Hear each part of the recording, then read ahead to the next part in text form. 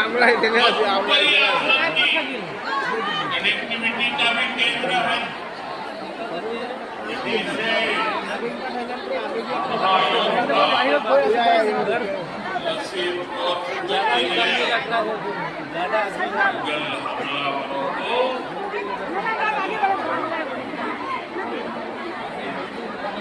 अरे मामी भाई ने 10 मिनट चेयर बजे থাকুন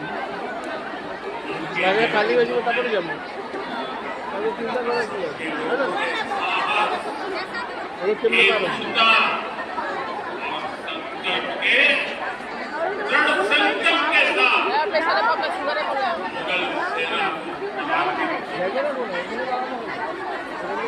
केवल